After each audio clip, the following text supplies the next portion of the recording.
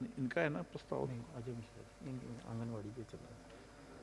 श्री अजय मिश्रा जी। नहीं, किसका है? अध्यक्ष जी, आंगनबाड़ी की कार्यकर्ताओं की देश में बहुत सारी ऐसी महत्वपूर्ण और संवेदनशील योजनाएं जो सरकार के माध्यम से ग्रामीण क्षेत्रों में बच्चों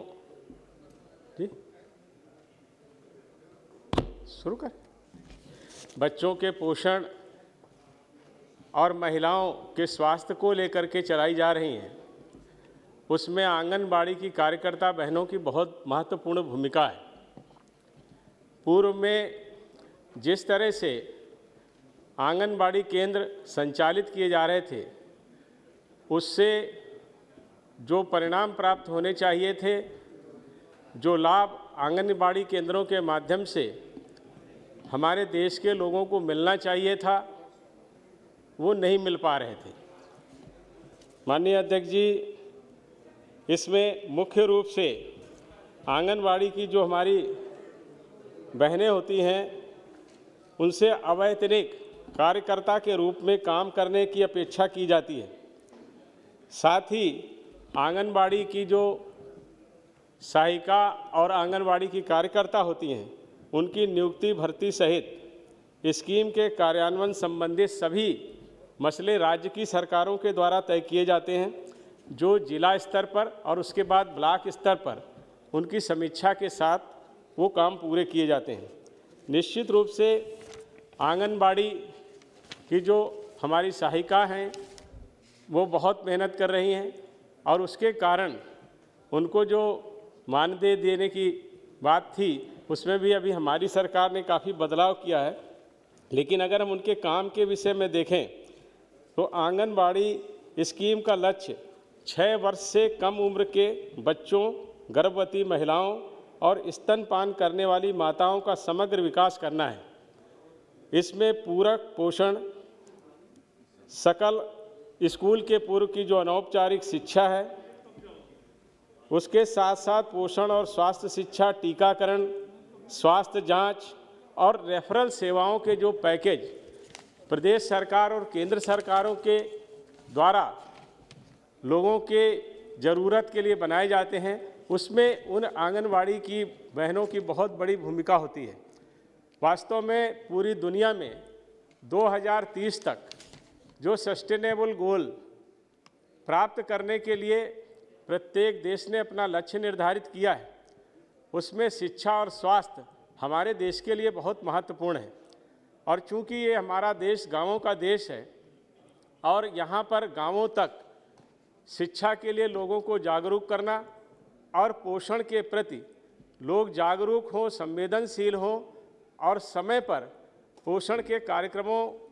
को चलाएं भी, लाभ भी लें और किस तरह से उनको बच्चों का पालन पोषण करना है, उसके साथ साथ महिलाओं के स्वास्थ्य के लिए उनमें जो ज़्यादातर महिलाएं एनेमिक होती हैं, उनको स्वास्थ्य संबंधी जानकारी देना,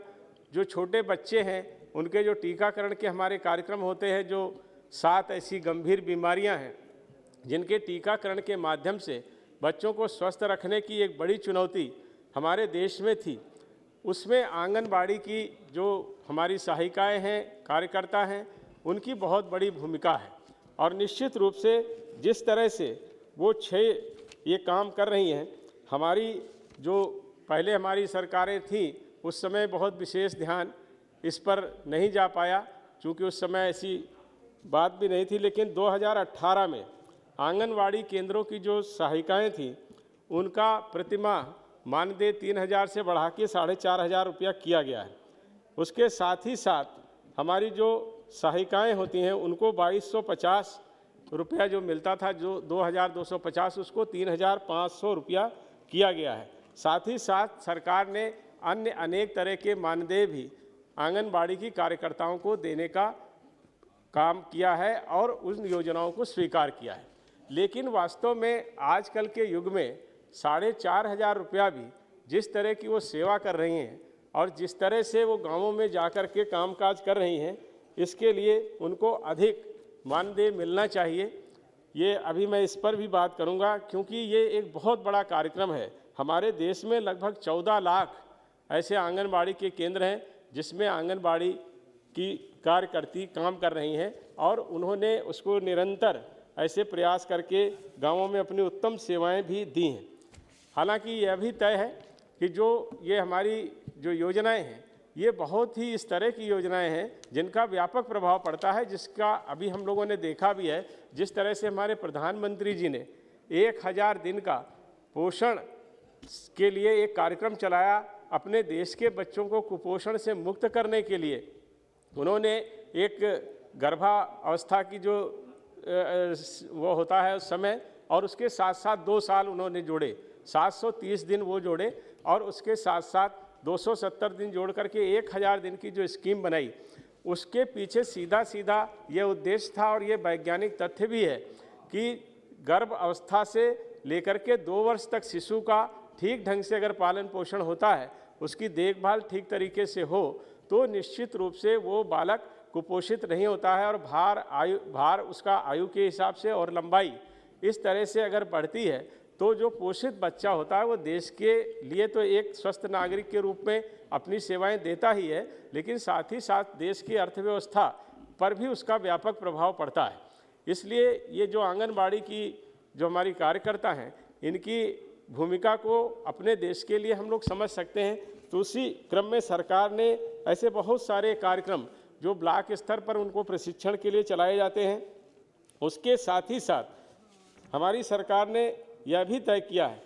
कि ऐसे जो हमारी आंगनबाड़ी की बहनें हैं, उनको कई ऐसे 21 तरह के ऐसे मॉड्यूल हैं जिससे उनकी क्षमता में वृद्धि हो, उसके प्रशिक्षण भी देने का काम किया है, जिसमें लगभग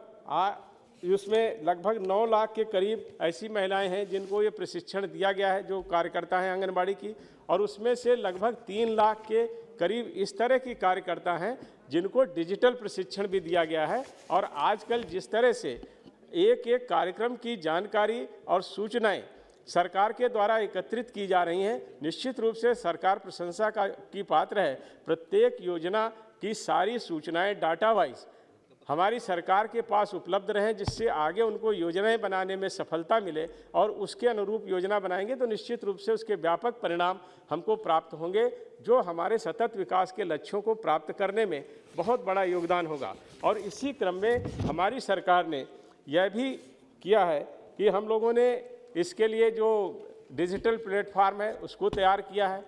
ऐसी आंगनबाड़ी की जो हमारी कार्यकर्ता साथी हैं, उनको डिजिटल फ़ोन, स्मार्टफोन भी दिए गए हैं, और उनसे ये अपेक्षा की गई है कि वो गांव में जहाँ जहाँ पर जाएंगी वहाँ पर वो डाटा एकत्रित करेंगी, बच्चों की आयु के अनुसार उसका भार, उसकी लंबाई, ऐसे महिलाओं के स्वास्थ्य के विषय में, टीकाकरण के विषय में लोगों को जाकर के जागरूक करेंगी, और उन सारी योजनाओं को जो भारत सरकार का हमारा ऐप है उस पर फीड करेंगे, जिससे यहाँ पर सारी सूचनाएं एकत्रित होंगी। तो निश्चित रूप से एक तरह से आप देखें कि गांव में जिस तरह का काम हमारी आंगनबाड़ी की बहनें कर रही हैं, वो निश्चित रूप से एक ऐसा काम है जिसकी प्रशंसा भी होनी चाहिए, और उसके अनुरूप उनको सुविधाएं भी देने का काम हमारी सरकार को करना चाहिए, यह भी ज़रूरी है।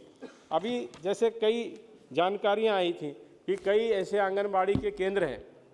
जो किराए के मकानों में चल रहे हैं, लेकिन हमारी सरकार ने जहां ये तय किया कि हम ऐसे आंगनबाड़ी के जो केंद्र हैं उनके सबके भवन बनाएं। काफ़ी भवन बन चुके हैं, थोड़े से ही ऐसे रह गए हैं। लगभग 4 लाख आंगनबाड़ी के ऐसे केंद्र हैं जहां पर अभी भवनों का निर्माण होना है। उसमें भी सरकार ने मनरेगा से उसको जोड़ दिया है, और 5 लाख रुपए तक मनरेगा का उसका उपयोग करके भवन के निर्माण में किया जाता है। और उसमें अलग से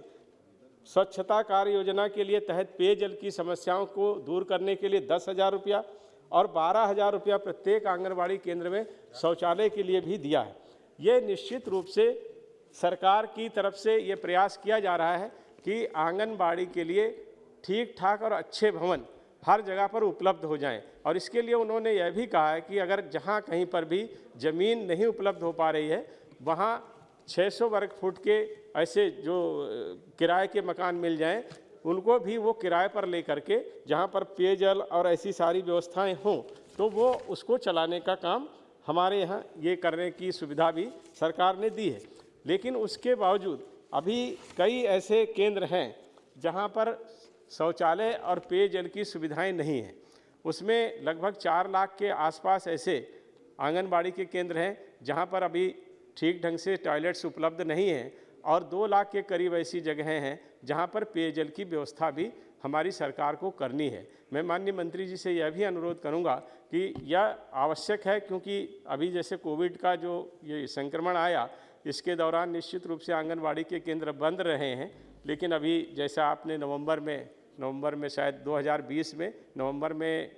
कुछ ऐसे जो कंटोनमेंट जोन हैं जहां पर कोविड का ज़्यादा प्रभाव था, उनको छोड़ करके धीरे धीरे आंगनवाड़ी के केंद्रों को खोलने का काम प्रारंभ कर दिया गया है। इसलिए वहां पर भवनों में एक सुसज्जित भवन बने, इसके लिए भी आवश्यक है। और जिस तरह के कोविड के बाद के जो उन्होंने तय किए हैं मानदंड, उसके अनुरूप अब फिर से ये हमारे कार्यक्रम प्रारंभ हो रहे हैं। जो पहले से स्कूल से पूर्व की जो शिक्षा है उसके लिए अभी शुरू नहीं हुआ है, लेकिन वो भी मेरे ख्याल में धीरे धीरे जो निर्देशों के अनुसार प्रारंभ हो जाएगा। लेकिन कुपोषित बच्चों को जो गंभीर रूप से हैं, अधिक जोखिम वाली गर्भवती महिलाएं हैं, दूध पिलाने वाली माताएं हैं, ऐसे जो स्तनपान करने वाली माताएं, इनकी गहन निगरानी का काम भी हमारी आंगनबाड़ी की कार्यकर्ता कर रही हैं। और उसके अनुरूप जो आवश्यकता होती है, जैसी हमारी सरकार की योजनाएं हैं या राज्य सरकार की योजनाएं हैं या ब्लॉक स्तर पर कार्यक्रम चलाए जा रहे हैं, उन सब में भी वो अपनी तरह से योगदान दे करके ऐसी खाद्य सामग्री जो कैलोरी और प्रोटीन की जिसमें मात्रा इस तरह की हो जो कुपोषण से बच्चों को मुक्त करे, ऐसी सारी व्यवस्थाएं और आहार भी उपलब्ध कराने का काम उन्होंने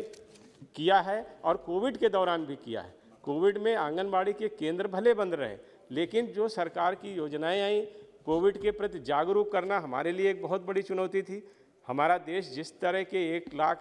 130 करोड़ की आबादी का देश है, और उस देश में जहां पर आबादी का घनत्व बहुत कम है, वहां पर ये संक्रमण फैलने की बहुत बड़ी संभावना थी। लेकिन हमारे प्रधानमंत्री जी ने जिस तरह से पूरे देश को जागरूक किया और अलग अलग समय पर ऐसे निर्णय लिए और उन निर्णयों के अनुरूप देश में व्यवस्थाएं की, जिसके कारण कोविड-19 के संक्रमण के दौरान भी हमारे देश में कोई इस तरह की स्थिति नहीं आई जिसमें हमको ये लगे कि हाँ, हम स्थिति को संभाल नहीं पा रहे हैं या स्थिति हमारे नियंत्रण में नहीं है। स्थिति नियंत्रण में रही और कोविड के दौरान भी जो ऐसे ज़रूरी काम थे, वो कुपोषण को दूर करने के काम हो, महिलाओं के स्वास्थ्य के काम हो, बच्चों की मृत्यु दर को कम करने की बात हो, महिलाओं की मृत्यु दर की बात पर भी काम हुआ, और उसके साथ साथ संस्थागत प्रसव भी हों। इन सारी योजनाओं के संबंधित जो भी जानकारियां हैं और जो हमें वस्तुएं वहां पहुंचानी है, जो दवाएं पहुंचानी हैं, उनको पहुंचाने का काम और उसके साथ साथ टीकाकरण के प्रति भी लोगों को जागरूक करने का काम आंगनबाड़ी की हमारी स्वास्थ्य कर्मियों ने किया है। और एक तरह से अब देखें, जो पहले जो आंगनबाड़ी का रूप था, पहले तो लोग आंगनबाड़ी के विषय में जानकारी ही नहीं रखते थे। अब तो 2 मंत्रालयों से सीधे स्वास्थ्य मंत्रालय की बहुत सारी योजनाएं भी आंगनबाड़ी केंद्रों के माध्यम से चल रही हैं, और उसके कारण उनकी गांवों में बहुत ही महत्वपूर्ण भूमिका हो गई है। इसलिए मैं माननीय मंत्री जी से माननीय मंत्री जी से यही अनुरोध करूंगा कि उनकी सेवाओं को देखते हुए जो 4,500 रुपये का हमारी जो मुख्य कार्यकर्ता होती हैं उनको मिल रहा है, मैं समझता हूं कि राज्य सरकार का भी उसमें योगदान होता है, लेकिन अपनी तरफ से आप अगर इस तरह का कोई प्राविधान करेंगी जिससे आंगनवाड़ी की जो हमारी सहायक बहनें हैं उनको कम से कम 10,000 रुपये तक का मानदेय अगर मिल सके, तो ये एक बहुत अच्छा उनके लिए एक तरह से एक अच्छा मानदेय होगा। और जैसी उनकी सेवाएं हैं, उन सेवाओं के अनुरूप उनकी जो एक तरह से हम उनका जो सम्मान है वो सम्मान करने का काम करेंगे। इसके अलावा माननीय सभापति जी, जो मैंने शुरू में कहा कि ऐसे 4 लाख से अधिक आंगनबाड़ी केंद्र ऐसे हैं जहां शौचालय नहीं है, पीने का पानी 2 लाख से अधिक केंद्र ऐसे हैं जहां नहीं है, उनको भी उपलब्ध कराने का काम हमारी सरकार करे। ऐसा मैं चाहता हूं कि इस हमारे जो रेजुलेशन है इसमें ये संशोधन किए जाएं कि इनका मानदेय बढ़ाया जाए और आंगनबाड़ी के समस्त केंद्रों के अपने भवन हों, भवनों में शौचालय और पेयजल की उत्तम व्यवस्था की जाए। उसके साथ ही साथ जो वो काम करती हैं, वो गांव-गांव में जाने का काम है। अगर उनको अपने जो भवन के साथ-साथ जहां उनको ये मिले कि कुछ इस तरह की सुविधाएं मिल सकें जिससे आने जाने का उनका काम सरल हो सके, जो भवन हो वहाँ पर फर्नीचर है, अन्य दूसरी जो सुविधाएं हैं वो उनको मिल जाए, लाइट है, ये सारे कामों को हमको करना चाहिए। साथ ही साथ में एक हमारे साथी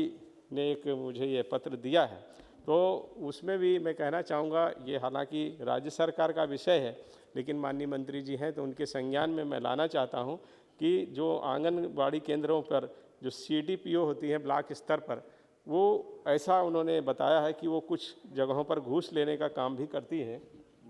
2000 रुपया ऐसे उनके मानदेय से ले लेती हैं। हाँ, माननीय सभा, हाँ, अच्छा, इस तरह का घूस लेती हैं, तो भ्रष्टाचार के पर भी लगाम लगे और निश्चित रूप से जैसा उनका काम है और जहाँ से वो निकल कर के आती हैं, जिस तरह के कामों को करती हैं, तो इसकी संभावनाएं तो हैं और इन संभावनाओं को देखते हुए भ्रष्टाचार खत्म हो और आंगनबाड़ी की जो सेवाएं हैं, जिस तरह का उनका काम है, उससे उनके सम्मान के साथ साथ उनको भ्रष्टाचार से भी मुक्त करने का काम करना चाहिए। जैसे मैंने मानदेय बढ़ाने की बात कही है, वो बात उसके साथ ही साथ मैं आपसे एक बात और कहना चाहूँगा कि हमने जैसे ये कहा है कि कई बार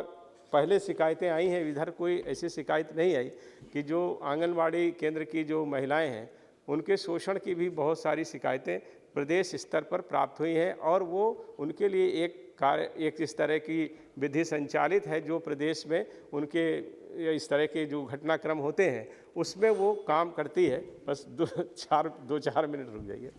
तो वो उसके लिए काम करते हैं, लेकिन हमारी जो केंद्र की सरकार है उसमें भी माननीय मंत्री जी ने एक प्रश्न के उत्तर में ये बात कही थी कि अगर प्रदेश स्तर से तो उन सारे ऐसे मसलों को देखा जाता है और उनके विरुद्ध जो आवश्यक कानूनी कार्रवाई होती है उसको किया भी जाता है, लेकिन अगर केंद्र स्तर पर भी ऐसी कोई शिकायत आती है तो माननीय मंत्री जी और सरकार उसका संज्ञान लेती हैं और संबंधित को उसके लिए कहती हैं। लेकिन मैं ये समझता हूँ कि इतना ही पर्याप्त नहीं है। ये एक तरह से किया जाता है, लेकिन जिस तरह का एक लंबा स्ट्रक्चर है, एक बड़ा नेटवर्क आंगनबाड़ी का है, तो इसमें कुछ इस तरह की बात ज़रूर शामिल करनी चाहिए जिससे आंगनबाड़ी की जो हमारी सहायिकाएँ हैं या उनके जो आंगनबाड़ी की कार्यकर्ता हैं उनको पूरी तरह से शोषण और भ्रष्टाचार से मुक्त करने के लिए कुछ इस तरह के कानून में बदलाव करने चाहिए कि जो इस तरह की सामाजिक कार्यकर्ताएं हैं उन कार्यकर्ता को एक अतिरिक्त आवरण और कवच हमको उपलब्ध कराना चाहिए जिससे वो शोषण से मुक्त हो सके। एक अंतिम बात मैं माननीय मंत्री जी के माध्यम से और चाहूँगा और इस रेजोल्यूशन में शामिल करने की प्रार्थना करूँगा कि आंगनबाड़ी की जो कार्यकर्ता हैं वो काम तो कर रही हैं, अच्छा काम कर रही हैं, अच्छे परिणाम भी आए हैं, क्योंकि जिस तरह से प्रधानमंत्री जी ने और आपने ये अपेक्षा की थी कि हमारे देश में एक बदलाव आए, तो वास्तव में कुपोषण को दूर करने में मुक्त तो नहीं हुए, लेकिन कुपोषण को दूर करने में भी हमको सफलता मिली है। बच्चों जो हमारे शिशु मृत्यु दर थी उसको भी कम करने में सफलता मिली है और उसके साथ साथ जो गर्भवती महिलाएं थी या जो गर्भ के दौरान जो मृत्यु हो जाती थी उसमें भी हमको सफलता मिली है। संस्थागत प्रसव भी बढ़ा है और स्तनपान के बारे में भी लोगों की जागरूकता बढ़ी है। उसके साथ ही साथ जो बच्चों का 2 वर्ष तक का एक समय होता है जिसमें उसका मस्तिष्क विकसित होता है, ये वैज्ञानिक तथ्य है और लोग मानते हैं कि 2 वर्ष में जो एक व्यक्ति के दिमाग का विकास हो जाता है वो फिर पूरे समय में उतना नहीं हो पाता। इसलिए वो महत्वपूर्ण समय के लिए जो योजना बनाई है उसके लिए भी ये कार्यकर्ता बहुत अच्छा काम कर रही हैं। इनका नियमित रूप से ब्लॉक और जिला स्तर पर प्रशिक्षण होता है, वहाँ से उनकी देखभाल की जाती है और आपने भी जो ऐप बनाया है जो स्मार्टफोन के माध्यम से आपको वो सूचनाएं देती हैं उसका भी आप जांच और सर्वे करती हैं। तो एक तरह से ये पूरी इस तरह की एक स्ट्रक्चर बन गया है कि इसमें हम ये कह सकते हैं कि आंगनबाड़ी एक ऐसा हमारे लिए चीज़ हो गई है या कहेंगे एक ऐसा नेटवर्क हो गया है जिसके माध्यम से हम देश की एक बहुत बड़ी समस्या से निजात पाने की स्थिति में आ गए हैं। मैं अंतिम बात आपसे यही कहूँगा कि इनको मानदेय बढ़ाने के अलावा जो आंगनवाड़ी के केंद्रों में सुविधाएं हैं, शोषण और भ्रष्टाचार से मुक्त कराने के अलावा मेरी आपसे गुजारिश है कि हमारे प्रधानमंत्री जी ने, आपने और हमारी सरकार ने लोगों के विषय में, गरीब और कमज़ोर तबके के विषय में बहुत गंभीरता से और संवेदनशीलता से काम किया है और बहुत सी ऐसी योजनाएं आप लेकर के आई हैं जिनके माध्यम से लोगों को बहुत कम प्रीमियम पर उनका बीमा भी किया गया है और बाद में जब उनकी एक वृद्धावस्था हो उसके लिए भी उनको वो मिले। तो मैं ये चाहता हूँ कि ऐसा सरकार इसमें संशोधन करे कि आंगनवाड़ी की सभी कार्यकर्ताओं का, चाहे वो 1 रुपया प्रतिमाह या 2 रुपये प्रतिमाह, ऐसा जो प्रीमियम जमा करके सरकार उसको खुद जमा करे और आंगनवाड़ी की हमारी जो कार्यकर्ता हैं उनको बीमा प्रदान करने का काम करें और काम के दौरान अगर कोई घटना उनके साथ हो जाती है तो उसका मुआवजा भी उनको मिलना चाहिए और मृत्यु अगर काम के समय में होती है तो जो भी उसके लिए एक योजना बने उसको भी बना करके आप काम करेंगी। आपका बहुत बहुत धन्यवाद।